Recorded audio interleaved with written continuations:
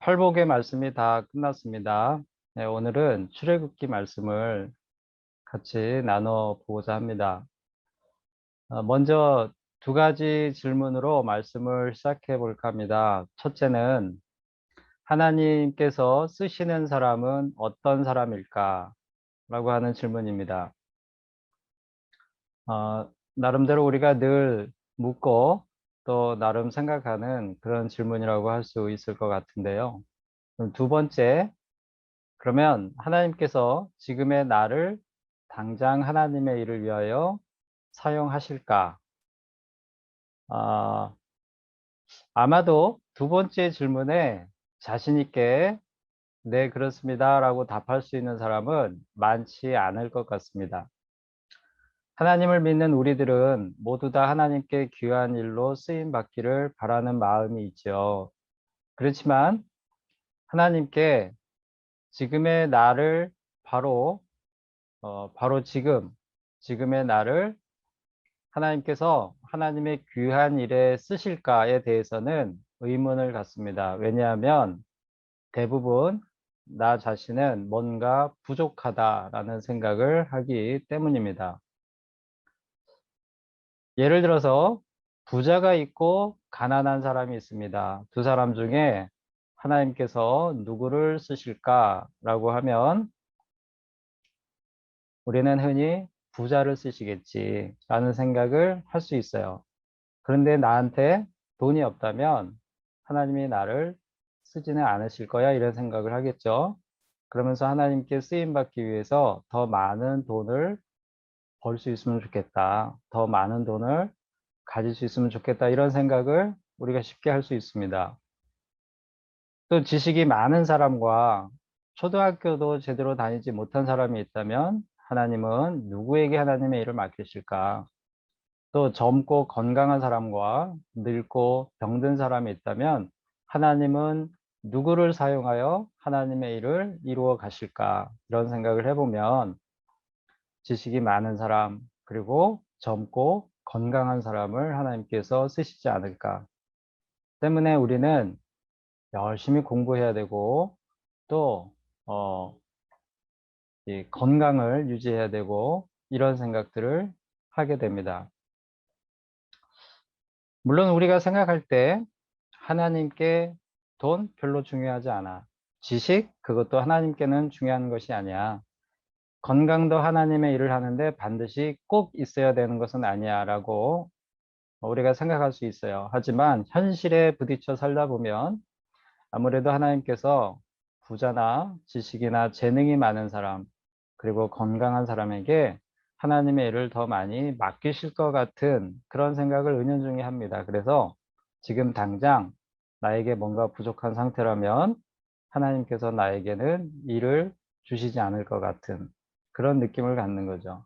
또 한편으로는 내가 하나님의 일을 하기 위해서는 뭔가 더 있어야 된다. 뭔가 조건이 더 좋아야 된다. 이런 생각들을 은연중에 합니다. 그러다 보니까 지금 당장 하나님께서 날 쓰실까? 라고 누군가 질문을 하면 또 스스로에게 질문을 하면 네, 그렇습니다라고 자신 있게 대답을 못 하는 거죠. 하지만 오늘 말씀을 우리가 살펴보면 우리는 좀 다른 답을 할 수 있을 것 같습니다. 그것이 무엇인지 함께 나눠보도록 하겠습니다. 오늘 읽은 본문 말씀은 하나님께서 이스라엘 백성을 가나안 땅으로 인도하시기 위해서 모세를 부르시는 장면입니다. 우리가 잘 알고 있는 그런 내용이죠. 그런데 하나님께서 모세를 부르신 곳이 어디인가 보면 1절에 그 장소를 알 수 있습니다. 그곳은 바로 광야입니다. 하나님의 산 호렙, 여호와의 산 호렙 이렇게 나오는데 예, 그것도 내내 광야 안에 있는 산이죠. 장인 이드로의 양떼를 치던 모세가 양떼를 광야 서쪽 호렙산에 양떼를 데리고 이르렀을 때 이상한 광경을 목격합니다. 떨기나무 한 그루가 있는데 그 나무에 불이 붙었습니다. 그런데 불이 활활 타오르는데 금방 타서 없어져야 할 나무가 타지 않고 나무의 모양이 그대로 유지되고 있는 거예요.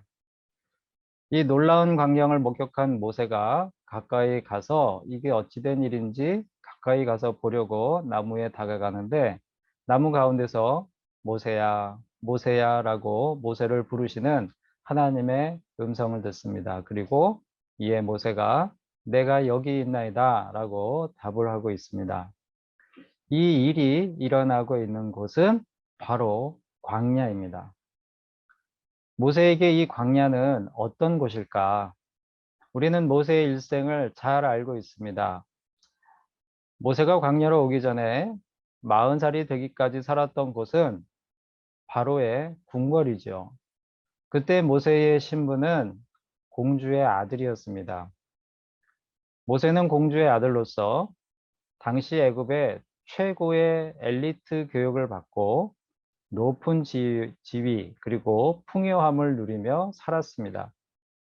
그런데 그는 유아 시절 자신의 유모로 들어온 친어머니로부터 아마도 이스라엘의 민족의 정체성을 이어받았을 것입니다. 그래서 그의 마음에는 늘 동족 이스라엘 백성에 대한 동정과 연민이 있었을 테고, 그러던 중에 40살이 되었을 때 성경 말씀에 보니까 그가 동족을 돌아볼 마음을 가졌다 이렇게 나옵니다. 동족 이스라엘 사람들을, 근데 마침 보니까 이 동족 이스라엘 사람을 괴롭히는 애굽 사람이 있어요. 그때 모세가 자기 동족을 돌아볼 마음으로 그 애굽 사람을 쳐서 죽입니다. 모세는 그 죽은 자를 몰래 모래에 묻지요. 하지만 이내 탄로가 나고 바로가 이제 모세를 죽이려고 하자 미디안 광야로 도망을 칩니다. 그는 미디안 광야에서 미디안 사람의 제사장 이드로의 딸과 결혼을 하고요. 장인 이드로의 양떼를 치는 일을 하게 됩니다. 그러다가 그렇게 40년을 살다가 지금 광야에서 하나님의 부르심을 받은 거죠. 그는 공주의 아들 신분에서 하루아침에 살인자의 신분으로 전락을 해서 광야를 유리방황하는 나그네 신세가 된 것입니다. 이런 모세에게 광야는 어떤 의미일까? 어떤 느낌일까? 광야를 헤맬 때 모세는 어떤 마음일까?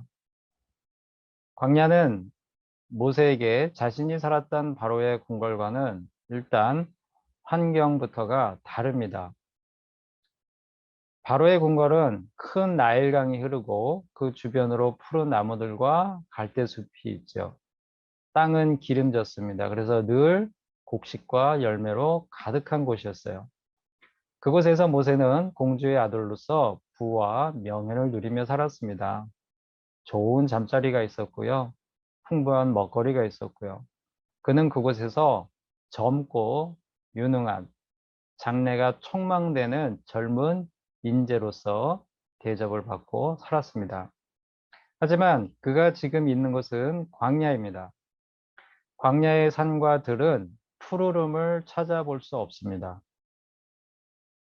제가 대학 때 배낭여행으로 이집트하고 이스라엘 쪽에 성지순례 여행을 그 대학 다니는 이 선후배들하고 같이 간 적이 있는데, 그곳의 광야는요 정말 나무 한 그루 없이 너무 메말라 있고 황량합니다.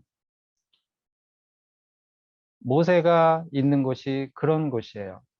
메마른 바위와 흙으로 쌓인 산과 들, 그곳에서 황량하고 또 이 쓸쓸한 기분 속에서 살아갈 수밖에 없는, 그런 마음으로 있을 수밖에 없는 그런 상태인 것이죠. 그곳에서 그는 하루 종일 양떼에게 먹일 풀을 찾아 헤매야 했고 늘 거친 음식과 불편한 잠자리에 누워야 했습니다. 무엇보다 모세를 괴롭힌 것은 아마도 자신은 실패자라는 생각이지 않았을까, 아마도 외로움이지 않았을까라는 생각을 하게 됩니다. 그리고 더 이상 자기가 그렇게 열정을 가지고 동족을 위해서 뭔가 할 수 있을 것이라는 그런 생각을 했었는데 이제는 더 이상 동족을 위해서 또 하나님을 위해서 그 어떤 일도 할 수 없을 것이다 라고 하는 그 절망감, 이런 것들이 모세를 가장 힘들게 했을 것 같아요. 미래를 바라보며 꿈을 꿀 수 없다라는 것, 그것만큼 사람을 지치고 힘들게 하는 것이 없죠. 그런데 모세가 지금 그런 곳입니다. 모세에게 그런 마음을 갖게 하는 것이 바로 광야이죠. 하나님께서 모세를 부르신 곳은 모세에게 그런 곳입니다. 그렇게 40년의 세월이 흘러서 모세는 지금 젊음도 다 잃어버렸어요. 연약한 노인의 모습입니다. 그런데 하나님은 모세를 바로의 궁궐에서 부르신 것이 아니라 이곳 광야에서 부르시고 있습니다. 우리가 이 점을 주목해 볼 필요가 있는 것 같아요. 하나님은 왜 모세를 바로의 궁궐에서 부르신 것이 아니라 광야에서 부르셨을까? 서두에서 나누었던 하나님께서는 어떤 사람을 쓰실까라는 질문을 우리가 다시 생각을 해보면 모세는 궁궐에서 부자였습니다. 당대 최고의 엘리트 교육을 받은 인재였고요. 젊고 건강한 사람이었습니다. 반면에 광야의 모세는 실패자였고 광야를 헤매는 보잘것없고 초라한 나그네였습니다. 그의 지식이 아무런 쓸데가 없고 나이도 많아서 희망을 가질 수 없는 그런 상태입니다. 그러므로 우리가 은연중에 무의식 중에 생각하기에는 하나님께서 광야의 모세보다는 바로의 궁궐에 있는 모세를 쓰셔야 되는 거 아닌가, 그를 하나님의 일을 하도록 하셔야 하는 것이 아닌가, 이게 일반적으로 우리가 생각할 수 있는 거죠. 모세를 광야에서 부르실 것이 아니라 궁궐에서 부르셨어야 하는 거 아닌가? 하지만 하나님은 궁궐이 아닌 광야에서 모세를 부르십니다.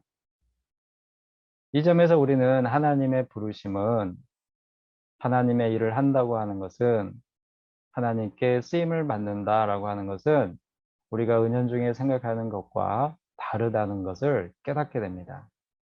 그리고 이 깨달음은 곧 우리에게도 하나님의 부르심에 응답할 수 있다는 희망을 갖게 합니다. 이 모세를 광야에서 부르시는 이 하나님의 부르심의 놀라운 의미를 두 가지로 나눠보고자 합니다.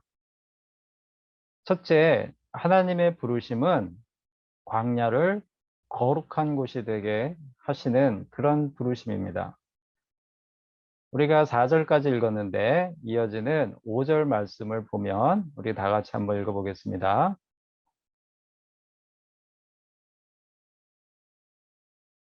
하나님이 이르시되 이리로 가까이 오지 말라. 내가 선 곳은 거룩한 땅이니 내 발에서 신을 벗으라. 아멘. 불이 붙었으나 타지 않는 떨기나무를 가까이에서 보기 위해서 다가오는 모세에게 하나님은 내가 선 곳은 거룩한 땅이니 내 발에서 신을 벗으라고 명령하십니다. 그런데 사실 황량한 돌산과 흙으로 뒤덮인 이 땅바닥은 모세가 보아왔던 그 광야의 모습 그대로이죠. 하나님께서 거룩하게 하셨다고 해서 갑자기 이 돌산이 푸르른 산으로 바뀐 게 아닙니다. 갑자기 없던 이 시냇가가 생기고 막 초목이 우거지는 그런 환경으로 바뀐 것이 아니고 광야의 모습은 그대로예요. 그런데 하나님께서 그 땅을 거룩하게 하심으로 모세에게 절망과 외로움을 주었던 그곳이 이제는 하나님께서 함께 하심으로 거룩한 곳이 되었습니다. 그가 있는 그곳이 바로 거룩한 곳으로 변화됐어요. 하나님의 부르심은 당장 우리가 처한 환경과 조건을 바꾸어 주시지 않습니다. 하나님의 부르심은 우리가 생각하기에 하나님의 일을 하기 위해서 뭔가 필요하다고 생각하는 것들을 당장 채워주시는 것이 아닙니다. 여전히 부족하고 무지하고 질병과 장애 가운데 있더라도 달라지는 것이 하나가 있는데 그것이 무엇이냐면 하나님께서 우리 삶 가운데 인지하심으로 우리가 하나님의 존재를 마음으로 느끼게 되는 것이죠. 하나님의 거룩함이 우리 마음에 스며 들어오게 되는 것입니다. 내가 부끄럽게 생각했던 것들, 내가 부족하다고 생각했던 것들 속에서 하나님의 거룩하심을 발견하게 되는 놀라운 경험을 하는 것이죠. 환경과 조건, 나는 그대로지만 내가 가지고 있는 것들, 나의 능력은 그대로지만 우리 마음과 생각이 달라져서 그동안 느끼지 못했던 하나님을 새롭게 느끼고 자각하게 됨으로써 그동안 보지 못했던 하나님의 존재를 느끼고 그동안 알지 못했던 하나님의 놀라운 계획을 깨닫게 됩니다. 이것이 하나님의 부르심이에요.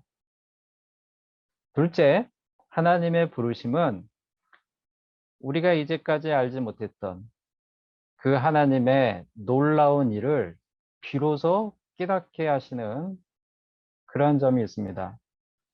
출애굽기 3장 이제 5절에서 8절을 가서 8절을 한번 읽어보겠습니다.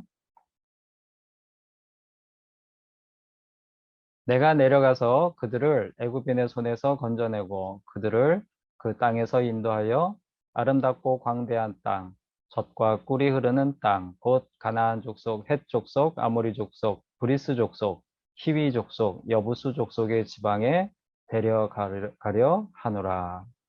아멘. 하나님께서 모세를 부르시면서 모세에게 알려주시는 하나님의 일이에요, 지금.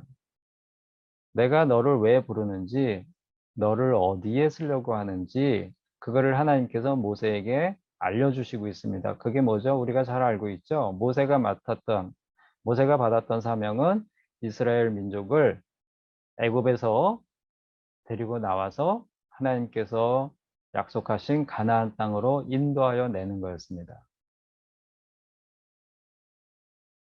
이거는 모세가 그전에는 감히 상상도 할 수 없었던 일이에요. 사실 모세는 바로의 궁궐에 있을 때 자기가 하나님의 일을 할 수 있을 것으로 생각을 했습니다. 그래서 자기가 하는 일이 하나님의 일이라고 생각을 했어요. 사도행전 7장 22절에서 25절 말씀을 우리 다 같이 한번 읽어보겠습니다.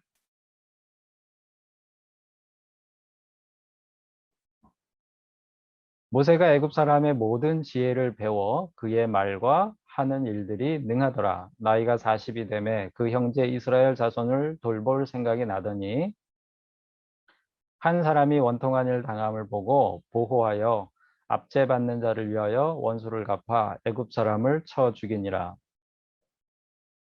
그는 그의 형제들이 하나님께서 자기의 손을 통하여 구원해 주시는 것을 깨달으리라고 생각하였으나 그들이 깨닫지 못하였더라. 아멘. 이 말씀은 초대교회 스데반 집사가 순교 직전에 성령의 능력으로 담대하게 유대인들 앞에서 전하던 말씀에 나오는 그런 내용이죠. 하나님은 이 말씀에서 모세가 애굽의 모든 지혜를 배워 말과 하는 일이 능했다고 말씀하십니다. 모세가 하나님께 자신은 말이 어눌한 자다 이렇게 이야기하죠, 나중에. 그런데 여기 보니까 말에 능했다라고 그래요. 원래 말 못하는 사람이 아니었어요. 그가 말을 잘할 수 있었던 것은 애굽의 모든 지혜를 배웠다라고 나오는 이렇게 모든 지혜를 배웠기 때문입니다. 지금으로 치면 박사 과정까지 다 끝낸 거예요. 최고의 인류 대학에 가서 박사 과정까지 다 마치고 그리고 공부만 한 것이 아니라 그는 그것을 써먹을 수 있는 그러한 능력이 있는 사람이었어요. 지금으로 치면 최상류층의 지위를 누리며 최고의 교육을 받은 당대의 엘리트였죠. 언변과 재능이 뛰어난 사람이었습니다. 사람들이 흔히 생각하는 하나님의 일을 하기에 뭐 한 가지 부족함이 없는 뛰어난 인재였어요. 사람들은 이렇게 생각해요. 우리 아이들이 하나님의 일을 하기 위해서 많은 영향력을 끼칠 수 있으면 좋을 것 같아요. 그렇죠? 그래서 우리 아이들이 훌륭한 인재가 되기를 기도합니다. 그래야 하나님의 일을 더 많이 할 수 있을 것 같은 그런 생각을 가져요. 그런 생각으로 모세는 지금 하나님의 일을 할 수 있는 최고의 자격을 갖춘 그런 사람이었죠. 아마 모세 자신이 생각하기에도 자신의 능력으로 스스로 하나님의 일을 할 수 있을 것으로 생각했을 겁니다. 그래서 40살이 되었을 때 동족 이스라엘을 위하여 뭔가 해야겠다는 생각을 합니다. 자기 민족을 돌볼 생각을 했다. 이렇게 말씀하시죠. 방금 읽은 말씀 중에 25절 말씀을 보면 모세는 하나님께서 자기를 통하여 이스라엘 민족을 구원해 줄 것으로 생각했다라고 나와요. 애굽의 모든 지혜를 배워서 말과 일에 능한 자기 자신을 통하여 하나님이 무엇을 할 것이다.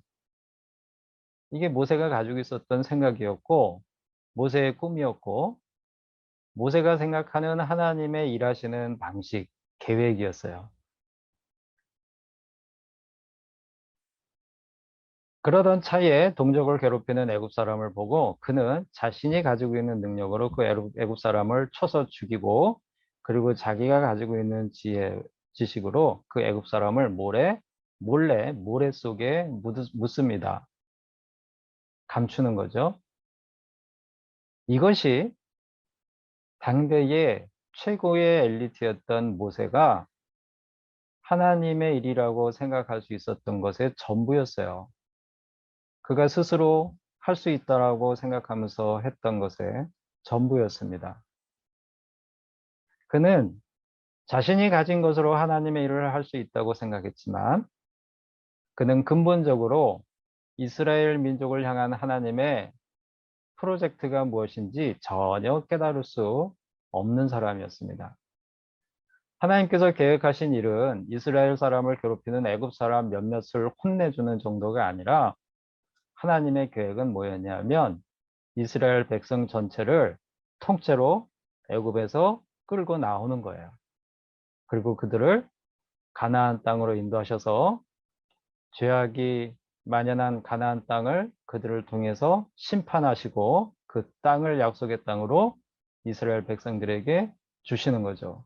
그 과정에서 하나님은 이스라엘 백성들과 시내 산에서 언약 백성의 계약을 체결하시고 이스라엘 백성을 선택하십니다.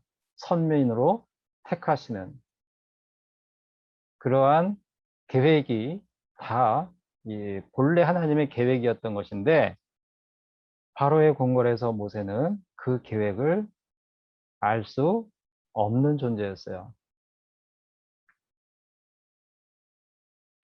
하지만 이제 하나님의 이 놀라운 계획을 광야의 부르심에서 비로소 깨닫게 된 것입니다. 하나님이 비로소 그에게 알려주신 거예요. 왜 그랬을까? 왜 광야에서 알려주셨을까? 하나님은 왜 모세를 광야에서 부르셨을까요? 궁궐에서 부르셨으면 더 잘할 수도 있을 텐데 그게 우리들의 생각이에요. 하나님께서 나를 쓰시려면 나에게 필요한 것들을 더 주시면 물질을 채워주시든가 아니면은 지식을 더 채워주시든가 아니면은 건강을 주시든가 어떤 재능을 주시면 내가 더 많이 하나님의 일을 할 수 있을 것인데 라는 생각을 하는 거나 모세를 궁궐에서 부르셨으면 모세가 더 많은 일들을 할 수 있었을 텐데라고 생각하는 거나 똑같아요. 그런데 하나님 그렇게 하지 않으십니다. 그렇게 하지 않으셨어요. 왜 그러셨을까? 출애굽기 3장 11절 말씀, 내내 이제 3장에 나오는 말씀이죠. 거기에 보면 모세가 하나님께 이렇게 말씀 드립니다. 이런 고백을 해요. 우리 다 같이 한번 보겠습니다. 모세가 하나님께 아뢰되 내가 누구이기에 바로에게 가며 이스라엘 자손을 애굽에서 인도하여 내리까. 아멘. 모세는 자신이 아무것도 할 수 없는 존재라고 말씀드리고 있어요. 모세는 무기력한 자신의 모습을 고백하고 있습니다. 반면에 그의 무기력함은 앞으로 이루어질 모든 것이 하나님께서 하시는 일임을 인정하게 되는 그런 마음을 갖게 돼요. 바로의 궁궐에서의 모세는 자신이 할 수 있을 걸로 생각을 했습니다. 자신의 위치가 물론 하나님께서 주신 걸로 생각을 했어요. 그런데 그걸 가지고 자신이 할 수 있을 것으로. 지금 모세가 광야에서 나는 아무것도 할 수 없는 존재다라고 하는 이 고백은 바로의 궁궐에서는 모세가 전혀 가질 수 없는, 도저히 가질 수 없는 그런 마음입니다. 그런데 이제 그가 실패와 절망을 통해서 그런 마음을 갖게 되었죠. 그래서 이제는 자연스럽게 전적으로 하나님께 맡기고 하나님만을 의지할 수밖에 없는 그런 마음이 된 거예요. 광야가 그를 그렇게 만들었습니다. 우리가 부족하다고 느끼는 것들, 우리가 당하고 있는 고난, 어려움들이 우리 마음을 그렇게 만들어가고 있을 수 있다는 거예요.